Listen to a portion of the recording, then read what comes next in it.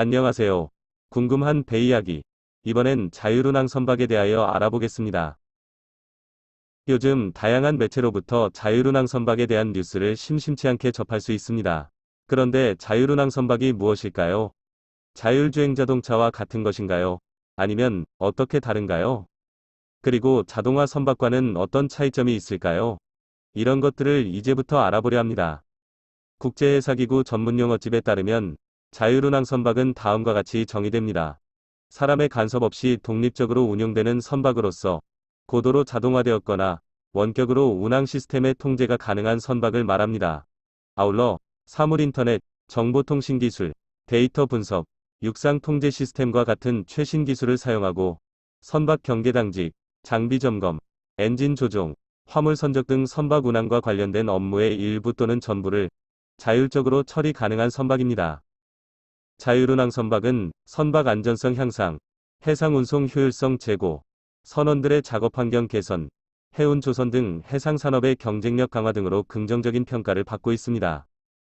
정리해보자면 첨단 기자재, 정보통신 기술 등을 적용한 선박을 스마트쉽이라고 하고, 한 발 더 나아가서 스마트 기술의 융합으로 선원의 역할의 상당 부분을 시스템이 대체하여 최소 인원의 선원으로 운항이 가능한 선박을 부분적 자율운항 선박이라 하며, 사람의 개입 없이 운항 가능한 단계에 도달하면 완전 자율운항 선박이 됩니다. 현재 자율운항 선박의 핵심 기술은 유럽이 선점하고 있으며 중국과 일본도 국가적인 차원에서 개발을 지원하고 있습니다.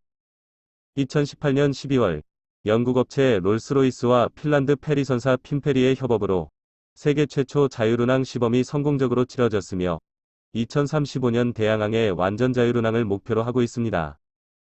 업계가 계획하는 자율운항 선박의 개발 일정은 2020년 소수의 선원이 탑승하는 지역 선박의 원격 조종, 2025년 무인화된 연안 선박의 원격 조종, 그리고 2030년 무인화된 대양 선박의 원격 조종을 달성하고 마지막으로 2035년에 무인화 대양선의 자율주행으로 완전한 자율주행 선박을 완성한다는 것입니다. 이러한 업계의 움직임에 맞추어 IMO의 여러 회원국이 자율운항 선박을 의제로 채택할 것을 제안하였고 2018년부터 해사안전위원회 MSC에서 정식 논의를 시작하였습니다. 2021년 MSC는 자율운항 선박 규정 MASS 코드 개발 필요성에 공감하여 2025년까지 세부 작업을 논의키로 하였습니다. 새로 제정되는 규정은 기존과는 완전히 다른 개념의 운항 방식을 전제로 하기 때문에 현재 적용되고 있는 여러 협약이나 코드 등과 간섭 및 충돌되는 부분이 발생하므로 MASS 코드의 제정과 기존 규정들의 필요한 개정을 동시에 진행할 수 있도록 파악하는 작업이 진행되고 있습니다.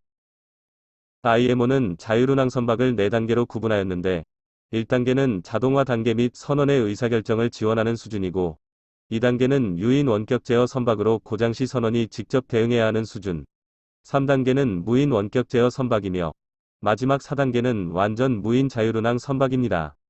한편 자율운항 선박이 상용화되기 위해서는 기술적 난제의 해결뿐 아니라 보험, 법률, 인증, 운용인력, 표준화 등의 제도와 정책이 동시에 해결되어야 한다는 것이 큰 숙제가 됩니다.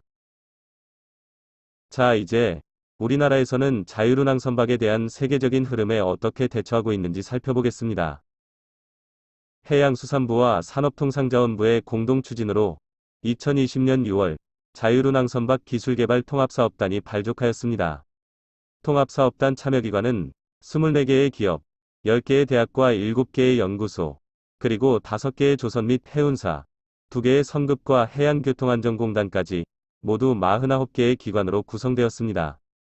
통합사업단은 IMO 레벨 3 수준의 상용화 기술을 2025년까지 개발하는 것을 목표로 지능항해 시스템, 기관 자동화 시스템, 성능 실증 및 운용 기술 표준화의 4가지 핵심 과제를 추진하고 있습니다. 지능항해 시스템은 상황인식, 항로 의사결정, 그리고 원격 제어를 위한 디지털 브릿지로 구성되었고, 기관 자동화 시스템은 고장 예측, 진단과 에너지 통합 관제 시스템으로, 성능 실증은 검증 체계와 실증 센터 구축, 운용 기술 표준화는 사고 대응과 안전 운영 그리고 국제 표준화 등으로 구성되었습니다. 모든 과제들이 계획대로 진행된다면 2025년에 실증선 테스트가 이뤄질 수 있을 것입니다. 이와는 별도로 조선 3사는 각 사별로 관련 기술 추진 목표를 가지고 있습니다. 기술 개발을 먼저 추진한 유럽, 중국, 일본 등 선발주자들과의 격차를 조속히 해소하고 오히려 앞서갈 수 있게 되기를 기대해봅니다. 개인적으로 관심 있는 부분은 자동화나 센서, 혹은 정보통신 기술로 처리할 수 없는 기계적인 문제가 발생하면 무인화선에서 어떻게 해결할 수 있을지 궁금합니다. 아마도 새로운 아이디어가 문제를 해결할 것이고, 지금까지 그래왔듯이 쉼없이 미래로 나아갈 것입니다.